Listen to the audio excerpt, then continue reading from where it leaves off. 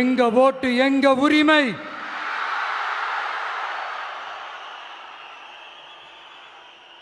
எங்களை யாரும் விலைக்கு வாங்க முடியாது.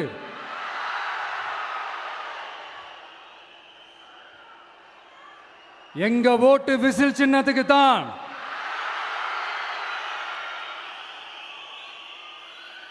யாரையும் நம்பி ஏமாற மாட்டோம். எங்க வார்த்தையிலிருந்து மாற மாட்டோம். இது நிஜம்.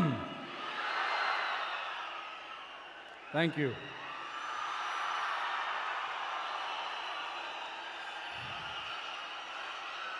ஒரு குட்டி கதையிலிருந்து ஆரம்பிப்போமா?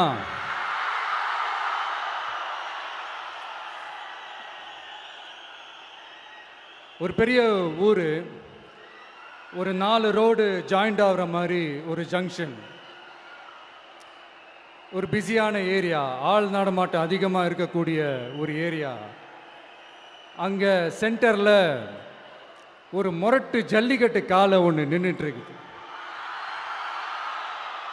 காலில் மண்ணை வீசிக்கிட்டு சீறிக்கிட்டு அப்படியே நின்றுட்டு இருக்குது. யாருமே பக்கத்தில் போக முடியல. அந்த இடம் ஒரு கேஷுவலாக மாறணும் அப்படின்னா அந்த காளையை அடக்கி அமைதி ஆக்கினா தான் மறுபடியும் ஒரு பேக் டு நார்மல் சுச்சுவேஷனுக்கு அந்த இடம் மாறும். அந்த ஊரில் இருக்கிற ஒரு சில பேருக்கு மட்டும்தான் அந்த காளை அடங்கும். அவங்க யாருமே அங்கே இல்லை. ஆனால் அந்த க்ரௌடில் இருந்த ஒரு சில பேர், ஆல்ரெடி அந்த காளையை அடக்கணவங்களோடு இருந்த ஒரு சில பேர், எங்களுக்கு இல்லாத அனுபவமா? நாங்க பார்க்காத காளையா? நாங்க பார்க்காத மாடா? நாங்க போய் அடக்குறோம்னு சொல்லிட்டு உள்ள போறாங்க. ஒருத்தராலையும் அந்த காளையை தொடக்கூட முடியல. எல்லாரையும் அடிச்சு வீசி தூக்கி போட்டுருச்சு. இப்போ என்னடா பண்றது அப்படின்னு பார்க்கும்போது அந்த கூட்டத்தை விலக்கிட்டு ஒரு சின்ன பையன் ஒரு என்ட்ரி ஒன்று கொடுக்குறான். உங்களுக்கு தான் தெரியும்ல, டேய் எங்களாலே முடியல, நீ எல்லாம் என்னத்தை போய் கிழிக்க போற? எங்களுக்கு அவ்வளோ அனுபவம் இருக்குது, நாங்களே அடிபட்டு ஓரமாக படுத்து கிடக்கிறோம். இவன் விளையாட்டுத்தனமாக ஏதோ பண்ணிட்டு கிடக்கிறான். பாவம் அந்த காளைகிட்ட போய் அடிபட்டு சாவ போகிறான். பச்சா பையன், அந்த பையன், இந்த பையன், அண்டர் எஸ்டிமேட் பண்ணுறது, ஏளனமாக பேசுறது, இப்படி ஒரு பக்கம். இன்னொரு பக்கம் பரிதாபப்பட்டு, ஐயோ பாவமே, இப்படி தனியாக போய் மாட்டிக்கிட்டானே அந்த காளைகிட்ட, என்ன பண்ண போகிறானோ அப்படின்ட்டு ஒரு பக்கம் பரிதாபப்பட்டு பேசுகிறாங்க. அந்த சின்ன பையன் எதுவுமே காதலையே போட்டுக்காம 2 பாக்கெட்லையும் கையை விட்டுக்கிட்டு ஸ்டைலா கெத்தா தில்லா அப்படியே உள்ள போகிறான். ஒரு ஸ்டெப் எடுத்து வைக்கிறான், அந்த காலை அப்படியே சீறிக்கிட்டே நின்றுட்டு இருக்குது. இன்னொரு ஸ்டெப் எடுத்து வைக்கிறான், காலை அப்படியே சீறிக்கிட்டே முன்னாடி வருது. மக்கள் எல்லாரும் பதட்டத்தோடு அப்படியே பார்த்துட்டு இருக்கிறாங்க. இன்னொரு ஸ்டெப் எடுத்து வைக்கிறான், காலை அப்படியே முட்டை வரும்போது பாக்கெட்டுக்குள்ள மறைச்சி வச்சிருந்த 2 புல்லுக்கட்டு அதை அந்த காளை கிட்ட காட்டுறான். காளை அப்படியே சடனாக வந்து நின்று அது மூடெல்லாம் மாறி அந்த புல்லுக்கட்டை சாப்பிட ஆரம்பிச்சிருச்சு. அந்த சின்ன பையனும் அந்த காளையை அப்படியே தடவிக்கிட்டு வரான். காளையும் பக்கத்தில் ஒரு குழந்தை மாதிரி நடந்து வந்துக்கிட்டு வருது. பக்கத்தில் இருந்த ஒரு வயல்வெளியில் அந்த காளையை மேய விட்டுட்டு வரான். மக்கள் எல்லாரும் அந்த பையனை ஆச்சரியமாக பார்க்குறாங்க. அந்த அடிபட்டு கிடந்த அந்த அனுபவசாலிங்க தலையை தொங்க போட்டு நின்றுட்டு இருக்கிறாங்க. ஏன்னா பேசின பேச்சு அப்படி. வாய் இருக்குன்றதுக்காக நக்கலுமா நையாண்டியுமா நச நச நச நசன் ஒரே பேச்சு. என்ன பண்ணுறது, தலையை குனிஞ்சு அப்படியே நின்றுட்டு இருக்கிறாங்க. அங்கே ஒரு பெரியவர் வர்றார். வந்து அந்த பையன்கிட்ட கேட்குறாரு, எப்படிப்பா இப்படி ஒரு முரட்டு காலை சீறிட்டு நின்றுட்டு இருந்தது, எப்படி அந்த காளையை அடக்கின அப்படின்னு கேட்டதுக்கு அந்த பையன் சொல்கிறான், ஐயா எனக்கு அந்த காளையை பார்த்தா கோபமாக இருந்த மாதிரிலாம் எனக்கு தெரியல, அந்த காலை பசியோடு இருந்த மாதிரி இருந்தது. அதனால தான் அந்த புல்லுக்கட்டை காமிச்சவொடனே ஓகே நமக்கு தேவையானது கிடச்சிருச்சு அப்படின்னோடனே அந்த புல்லுக்கட்டை சாப்பிட்டுட்டு நம்மளோட அப்படியே ஜாலியாக வாக்கிங் வந்துருச்சு அப்படின்னு சொன்னான். இதை கேட்ட அந்த பெரியவர் சொன்னாராம், இந்த சின்னவங்க பெரியவங்க அனுபவம் இருக்கிறவங்க அனுபவம் இல்லாதவங்க இதெல்லாம் விஷயமே கிடையாது. யாராக இருந்தாலும் அந்த சூழலுக்கு ஏற்ற மாதிரி அந்த சிச்சுவேஷனுக்கு தகுந்த மாதிரி என்ன பண்ணி அந்த ப்ராப்ளமை சால்வ் பண்ணுறான், ஏது பண்ணி அந்த ப்ராப்ளமை சால்வ் பண்ணுறான், அதுதான் விஷயமே, அதுதான் மேட்ரு. ஸோ நீ சூப்பர்ப்பா, என்ன ப்ராப்ளம் வந்தாலும் நீ சால்வ் பண்ணிடுவ அப்படின்னு முதுகில் தட்டி கொடுத்துட்டு அந்த பெரியவர் போகிறார். இப்போ அந்த கதையில் அந்த முரட்டு ஜல்லிக்கட்டு காலை தான் நம்ம தமிழ்நாட்டு அரசியல் களம். அந்த பெரியவர் தான் நம்ம தமிழக மக்கள். அந்த பாக்கெட்டுக்குள்ள ஸ்டைலா தில்லா கெத்தா ஒருத்தன் உள்ள வந்தான் பாருங்க, அவன்தான்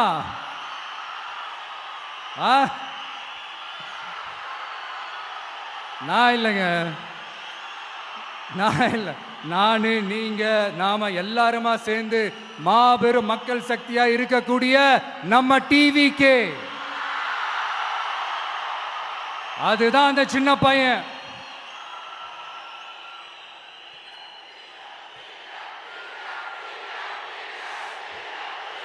தேங்க்யூ தேங்க்யூ தேங்க்யூ.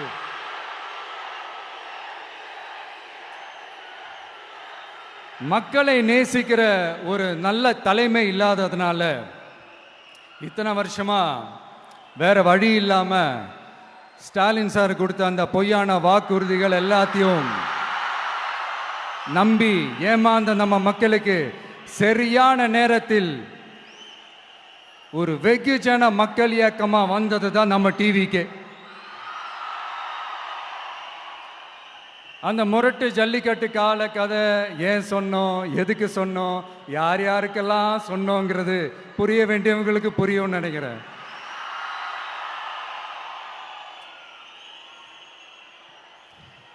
இப்போ நாம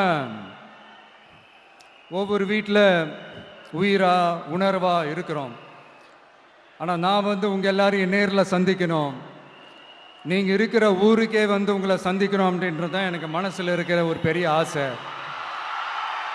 ஆனால் அந்த சிச்சுவேஷன் ஒரு எதிர்கட்சியாக இருந்து கேள்வி கேட்டுட்டு இருக்கிற இந்த நேரத்தில் நமக்கு எதிராக என்ன சூழ்ச்சிகள்லாம் நடக்குதுன்றது உங்கள் எல்லாருக்குமே நல்லா தெரியும். அதனால் இப்போ உங்களுக்கு ஒரு வாக்குறுதியை கொடுக்குறேன், நம்மளுடைய ஆட்சி அமைஞ்சதும்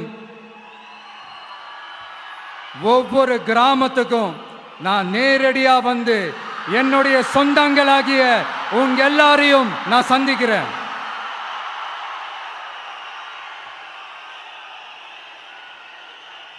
கொஞ்ச நாளைக்கு முன்னாடி நம்ம ஸ்டாலின் சார் ஒரு உருட்டு ஒன்று உருட்டினாரு, நீங்க கேள்விப்பட்டிருப்பீங்க. இப்போ வரப்போற எலெக்ஷன் எதுக்கான எலெக்ஷன்? நம்ம சட்டமன்ற தமிழ்நாடு சட்டசபைக்கான ஒரு தேர்தல் இல்லையா? இதே தமிழ்நாட்டுக்கும் டெல்லிக்குமான ஒரு எலெக்ஷன் அப்படின்னு சொல்றாங்க. இன்னும் கொஞ்சம் மேலே போய் தமிழ்நாட்டுக்கும் என்டிஏவுக்குமான ஒரு எலெக்ஷன் அப்படின்னு சொல்றாங்க. என்ன சார், டெல்லியில் ஏதாவது நிற்க போறீங்களா? அப்புறம் ஏன் தமிழ்நாட்டுக்கும் டெல்லிக்குமான ஒரு எலெக்ஷன் சொல்றீங்க? அப்புறம் இது ஏதாவது பார்லிமெண்ட் எலெக்ஷனா, பிரதமர் பதவிக்கு ஏதாவது போட்டி போடுறீங்களா? அப்புறம் ஏன் அதை தமிழ்நாட்டுக்கும் என்டிஏவுக்குமான ஒரு எலெக்ஷன் சொல்றீங்க? எங்களுக்கு புரியலையே சார், இது என்ன லாஜிக்னு எங்களுக்கு புரியலையே. எந்த எலெக்ஷனை எப்படி டீல் பண்ணணும், எப்படி ஹேண்டில் பண்ணணுன்றது நம்ம தமிழ்நாட்டு மக்களுக்கு தெளிவாக தெரியும். நம்ம தமிழ்நாட்டு மக்கள் மாதிரி ஒரு தெளிவான மக்களை நீங்க பார்க்கவே முடியாது. சூப்பர் கிளாரிட்டியோட சூப்பர் மக்கள் சார் நம்ம மக்கள். இந்த போருக்கு போறதுக்கு முன்னாடி தான் இந்த படை பரிவாரங்களோட போவாங்கன்னு கேள்விப்பட்டிருக்கிறேன். ஆனா நீங்க என்னடானா இந்த ஒன்றுத்துக்கும் உதவாத இந்த பால் டப்பாவை உருட்டிக்கிட்டு இருக்கீங்களே சார். உண்மையிலே இந்த எலெக்ஷன் எதுக்கான எலெக்ஷன் சொல்லட்டுமா?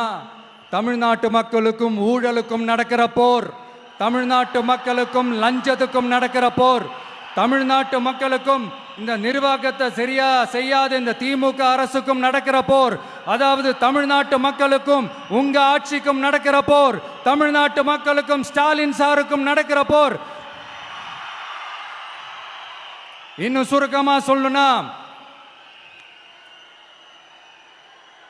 விஜய்க்கும் ஸ்டாலின் சாருக்கும் நடக்கிற போர்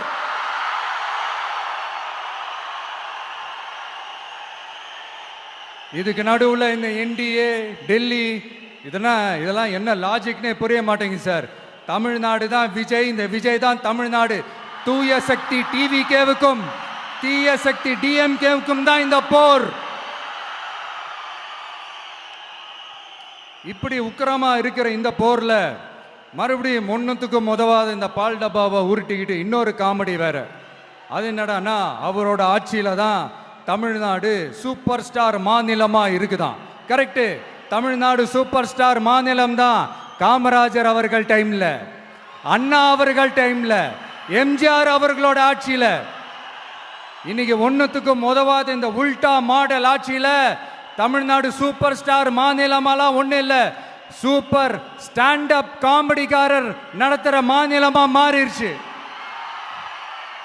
மக்களே, உங்களுக்காக மட்டுமே தான் வர தடைகள், சதிகள், சூழ்ச்சிகள் எல்லாத்தையும் தாண்டி இந்த 2026 இந்த தேர்தலில் டிவிக்கு தில்லா நிற்கும்.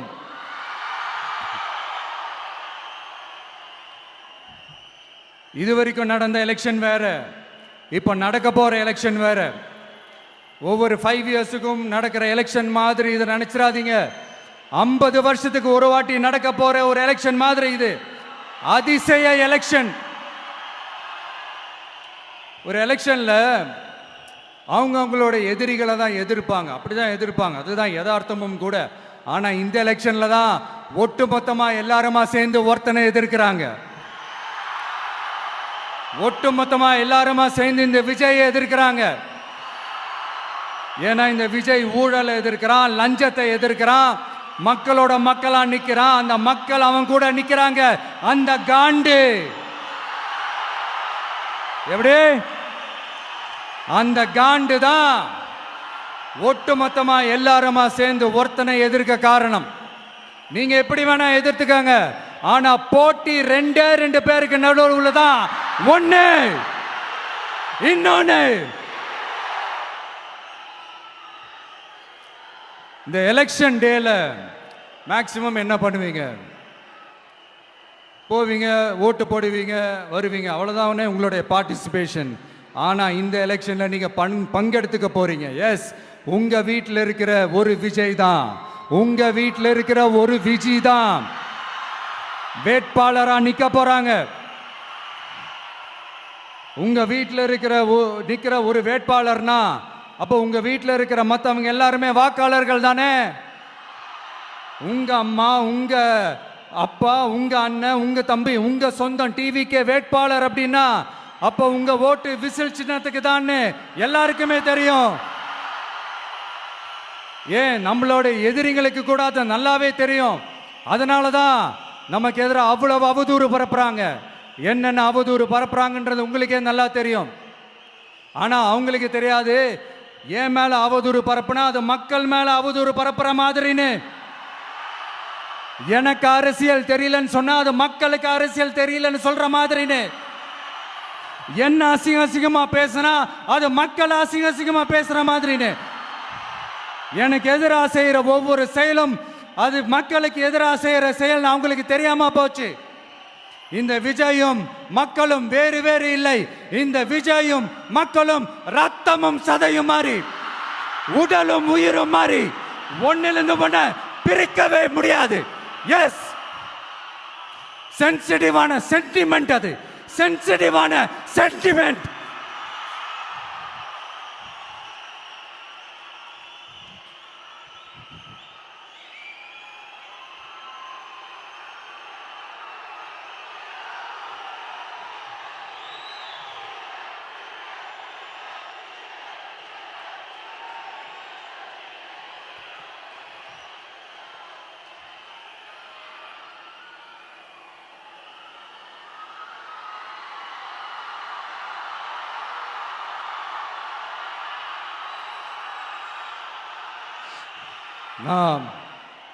சாரி, இதை யாரும் அசைக்க முடியாது. மக்களை நேசிக்கிற விஜய் வேணுமா, மக்கள் விரோத ஆட்சி நடத்துற ஸ்டாலின் சார் வேணுமா? இந்த விஜய் நம்புறீங்களா, ஸ்டாலின் சார நம்புறீங்களா? proof, this is the proof.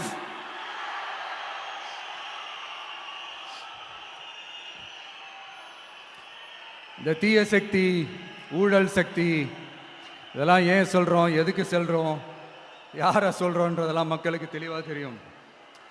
அதே மாதிரி டிவிகேவுக்கு போட்டி டிஎம்கே தான்றதும் மக்களுக்கு தெளிவாக தெரியும். அப்படி இருக்கும்போது நாம் ஏதாவது பேசினா வாண்டடா சில பேர் வந்து வண்டியில் ஏறி உட்காந்துக்கிறாங்க. ஆமாம், வாண்டடா சில பேர் வண்டியில் ஏறி உட்காந்துக்கிட்டு குரல் கொடுக்குறாங்க. சீரியஸாக ஒரு போட்டி நடந்துக்கிட்டு இருக்கும் போது இங்கே காமெடிக்கெல்லாம் இடம் இல்லை பாஸ். இதெல்லாம் மக்களுக்கு தெளிவாக தெரியும். இந்த நேரத்தில் ஒரு சீரியஸ் கேள்வியை இன்னைக்கு இருக்கிற மிகப்பெரிய அரசியல்வாதிங்க கிட்ட கேட்கணும்னு நான் நினைக்கிறேன். நீங்க அரசியலுக்கு வர்றதுக்கு முன்னாடி உங்ககிட்ட இருந்த சொத்து எவ்வளோ? அரசியலுக்கு வந்ததுக்கு அப்புறம் இன்னைக்கு உங்ககிட்ட இருக்கிற சொத்து எவ்வளோ? அதை ஓப்பனா டிக்ளேர் பண்ண முடியுமா? அப்படி வந்த காசெல்லாம் என்னென்ன தொழில் செஞ்சு வந்துச்சு, என்ன வேலை செஞ்சு வந்துச்சு, உண்மையிலே நீங்க உழைச்சி சம்பாதிச்ச காசா, இல்ல ஆட்சி அதிகாரத்துக்கு வந்ததுக்கு அப்புறம் ஆட்டைய போட்ட காசா? இதெல்லாம் ஓப்பனா டிக்ளேர் பண்ண முடியுமா? இதெல்லாம் நம்ம கேட்டா எல்லா ஊழல்வாதிகளும் ஒன்னா சேர்ந்து நம்ம மேல சேத்தவாரி வீசுவாங்க. அதை பத்தியெல்லாம் நமக்கு கவலை இல்லை. ஏன்னா நாம யாருன்னு மக்களுக்கு நல்லாவே தெரியும். எனக்கு ஒரு புது ஃப்ரெண்ட், புது நண்பர் ஒருத்தர் கிடைச்சிருக்கார். யார் தெரியுமா? தெரியாதா? முதல்வர் அவர்கள் தான். இப்போ ஒரு நிருபர் ஒருத்தர் கேட்ட கேள்விக்கு எனக்கு எதிரிகள்லாம் யாரும் இல்லை, அவங்க எல்லாருமே எனக்கு நண்பர்கள் தான் அப்படின்னு சொன்னாங்களே. அப்படி நாங்கெல்லாம் உங்களுக்கு நண்பர்கள்னா அப்புறம் ஏன் சார் கரூர் விஷயத்துல ஏன் மேல பழி தூக்கி போட்டீங்க?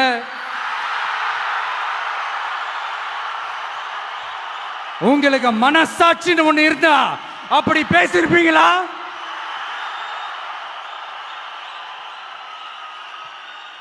அப்படி நாங்களாம் உங்களுக்கு நண்பர்கள்னா ஒரு ஈவெண்ட், ஒரு ஃபங்க்ஷன் நடத்துறதுக்கு ஒரு இடமோ ஒரு பர்மிஷனோ ஏன் கொடுக்க மாட்டேன்றீங்க?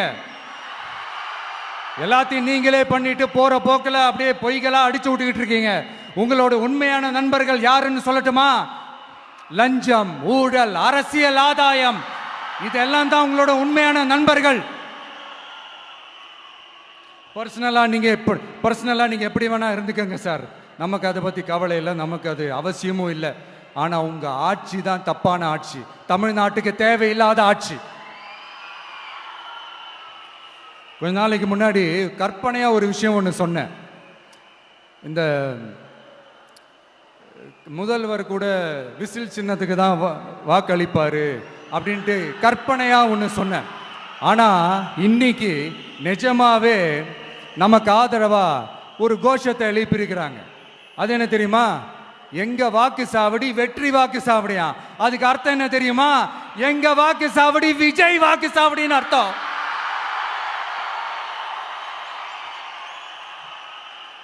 அது சரி, மக்களோட இந்த ஆதரவை பார்த்துட்டு அவர் அறியாமலே எப்படி பேசிட்டாரு என்னமோ தெரியல. 50 வருஷம் எக்ஸ்பீரியன்ஸ் அரசியல்ல, உண்மை என்னன்னு ஒத்துக்கிட்டு தானே ஆகணும்.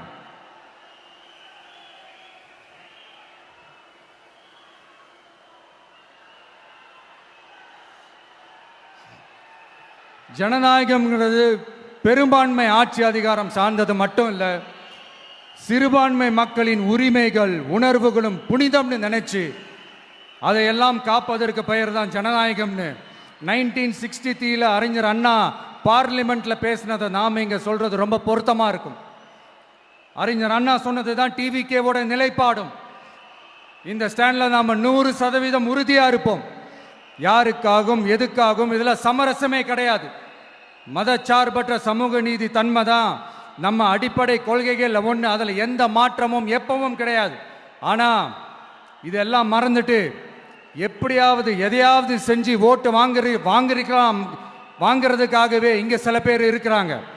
அவங்கள மாதிரி நமக்கு அப்படி சில பிரச்சனைகள்ல எரியற நெருப்புல எண்ணெயை ஊத்துற எண்ணமே இல்ல.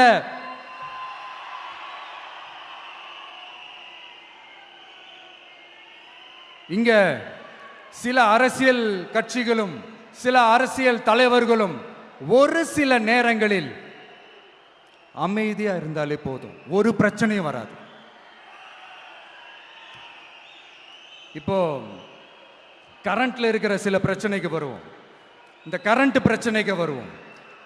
மாசம் மாசம் கரண்ட் பில்லு கட்டுற மாதிரி மாத்துவோம்னு சொன்னீங்களே, செஞ்சீங்களா? நிறைய வீடுகள்ல 100 யூனிட் தான் அந்த கரண்ட் செலவாகுது ஒரு மாசத்துக்கு. மாசம் மாசம் நீங்க அந்த பில்லு கொடுத்தீங்கன்னா அவங்களுக்கு அது ஃப்ரீ ஆயிடும். அவங்க அந்த காசை கட்ட தேவையே இல்லை. ஆனா 2 மாசத்துக்கு ஒரு வாட்டி அந்த பில்லு கொடுத்தீங்கன்னா, இப்போ சப்போஸ் அது 200 யூனிட்டுக்கு மேல போச்சுன்னா அது அவங்களுக்கு ஒரு மிகப்பெரிய சுமை தானே. இது எந்த கணக்கில் எடுத்துக்கிறது? ஒரு மாதிரி ஒரு மாடர்ன் கரப்ஷன் அப்படின்னு எடுத்துக்கலாமா? அடுத்து பஸ் வசதி. நிறைய கிராமங்கள்ல பஸ் வசதி இல்லைன்னு சொன்னா இந்த ஒட்டுமொத்த திமுக அரசும் கத்திக்கிட்டு வந்துருவாங்க. நாங்க பஸ் விடாத கிராமங்களே இல்லை அப்படின்னு சொல்லுவாங்க.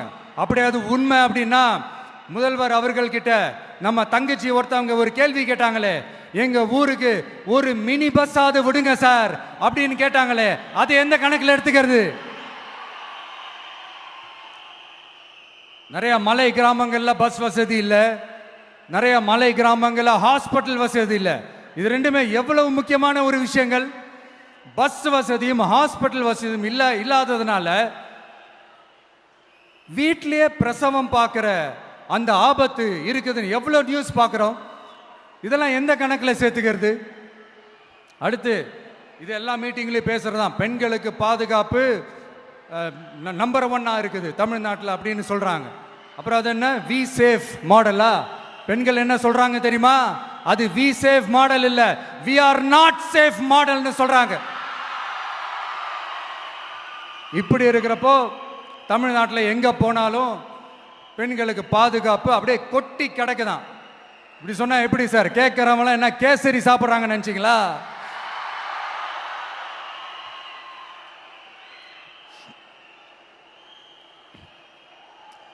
அடுத்து இந்த சட்டம் ஒழுங்கு, அது காணாம போய் ரொம்ப நாள் ஆச்சு. இவன் வேற, இந்த விஜய் வேற, எங்க போனாலும் இந்த மக்கள் கிட்ட இந்த சட்டம் ஒழுங்கை பத்தி பேசி ஞாபகப்படுத்திக்கிட்டே இருக்கான்னு முதல்வர் அவர்கள் அவங்க கூட இருக்கிறவங்க கிட்டலாம் சங்கடப்பட்டாராம். நாம் என்ன பண்றது? நாம தான் தமிழ்நாட்டோட விசில் ப்ளோயர் ஆச்சே. நாம் எப்படி சைலண்டா இருக்க முடியும்?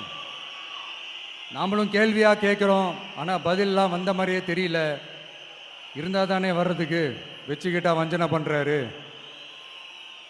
5 வருஷமா பதிலே சொல்லாமல் அப்படியே கடந்து வந்துட்டாரு. ஆனால் இனிமேல் அப்படிலாம் இருக்க முடியாது, பதில் சொல்லி ஆகணும்.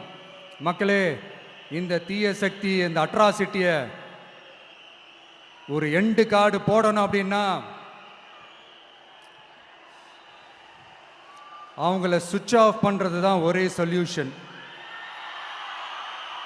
அதுக்கான ரிமோட்டு தான் வரப்போற எலெக்ஷன். அந்த ரிமோட்ல நீங்க அழுத்த வேண்டியது ஒரே ஒரு ஆப்ஷன், அதுதான் நம்ம விசில் சின்னத்தோட பட்டன். இத 4 விஷயத்தை நீங்க செஞ்சாலே போதும். ஒவ்வொரு இவிஎம் மெஷின்லயும் விசில் சின்னத்துக்கு நேரா இருக்கிற அந்த பட்டனை பச்சக்கு பச்சக்கு பச்சக்குன்னு ஒரு அழுத்துங்க. எப்படி? அவ்வளவுதான்.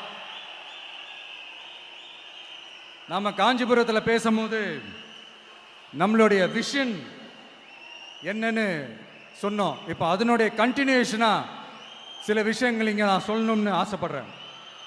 இப்பவும் சொல்றேன், உறுதியா சொல்றேன், சத்தியமா சொல்றேன். பெண்கள், பெண் குழந்தைகள், ஆண் குழந்தைகள் பாதுகாப்பு நம்ம ஆட்சியில் நம்பர் 1 இருக்கும். சட்டம் ஒழுங்கு ரொம்ப ரொம்ப ஸ்ட்ரிக்டா இருக்கும். அரசு பள்ளிக்கூடங்களும் கல்லூரிகளும் முதல் தரமா இருக்கும். போட்டி தேர்வுகளுக்குன்னு லட்சங்களை கொட்டி தனி கோச்சிங் சென்டர் போய் படிக்க அவசியமே இருக்காது. ஏன்னா கவர்மெண்ட் ஸ்கூல், காலேஜ் சிலபஸே போட்டித் தேர்வுகளை ஈஸியா சந்திக்கிற வகையில் அந்த ஸ்டாண்டர்டுக்கு ஏத்த மாதிரி அமைக்கப்படும். உயர்நிலை பள்ளி பாடத்திட்டங்களிலேயே அடிப்படை அரசியல் சாசன சட்டம் சேர்க்கப்படும். மாநில மற்றும் ஒன்றிய அரசு அலுவலகங்கள், வங்கிகளின் செயல்பாடுகள் மற்றும் அவற்றை அணுகும் முறை குறித்து மாணவர்களுக்கு தெளிவான புரிதலை ஏற்படுத்தும் வகையில் தேர்வுகள் அற்ற செயல்முறை பாடமாக கற்பிக்கப்படும். இந்தியா முழுக்க உள்ள ஒன்றிய அரசு சார்ந்த கல்வி நிலையங்கள் மற்றும் அதன் சேர்க்கை அட்மிஷன் குறித்து புரிதலும் தெளிவும் மாணவர்களுக்கு உருவாக்கப்படும். அனைத்து அரசு பள்ளிகளிலும் பெண் குழந்தைகளுக்கு சுத்தமான, சுகாதாரமான மற்றும் தரமான கதவுகள் பொருத்தப்பட்ட ரெஸ்ட் ரூம்கள் அமைப்பது உறுதி செய்யப்படும். போதைப் பொருட்கள் இல்லாத தமிழகம் உருவாக்கப்படும். மாவட்ட கலெக்டர்கள் மற்றும் எஸ்பிக்களில் சரி பாதி பெண்களாக இருக்கும்படி செய்வோம். மலை கிராமங்களில் அரசு ஆரம்ப சுகாதார நிலையங்கள் பிரசவம் பார்க்கும் வசதியுடன் அமைக்கப்படும். பஸ் போக்குவரத்து இல்லாத கிராமங்கள் மற்றும் மலை கிராமங்களே இல்லை என்ற நிலை உருவாக்கப்படும். ஏற்கனவே அமைப்பு சாரா தொழிலாளர்கள் அமைப்பு இருந்தாலும் ஆட்டோ, டாக்ஸி மற்றும் லாரி டிரைவர்களுக்கென அவர்களின் நலன்களுக்காகவும் குடும்ப நலன்களுக்காகவும் தனியாக நல வாரியம் அமைக்கப்படும். தென் தமிழகம் உட்பட தமிழகத்தின் தேவையான பகுதிகளில் தொழிற்சாலைகள் அமைக்கவும் தொழில் வளம் பெருக்கவும் தனி கவனம் செலுத்தப்படும். விவசாயிகள், மீனவர்கள் மற்றும் நெசவாளர்களின் கருத்துக்களை அறிந்து அவர்களுக்கான திட்டங்கள் காலத்தின் தேவைக்கேற்ப உருவாக்கப்படும். இப்போ நம்ம ஸ்டாலின் சார் அறிவாலயம் பக்கத்தில் யாரு நடந்து போனாலும், அறிவாலயம் பக்கத்தில் யாரு நிழலுக்கு ஒதுங்கினாலும் கூட்டணியில் சேர்த்துக்கிறார். அந்த கொள்ளையடிச்சிருக்கிற வச்சிருக்கிற பணத்தில் ஒரு பங்கு ஒன்று கொடுத்து அதுக்கு பேர் கல்லாப்பெட்டி கூட்டணின்னு வச்சிருக்கிறேன். அந்த கல்லாப்பெட்டி கூட்டணியை ரொம்ப கஷ்டப்பட்டு சேர்த்திருக்கிறார். ஆனால் அவருக்கு நான் சொல்கிறேன், இந்த அறத பழைய கூட்டணி கணக்குகளோ இந்த கொள்ளையடிச்ச பணத்தையே வச்சு எங்கள் மக்களை ஏமாற்றி எல்லாம் ஜெயிக்க முடியாது. ஏன்னா இது மாபெரும் மக்கள் சக்தியான வித்தியாசமான விசில் புரட்சி எலெக்ஷன்.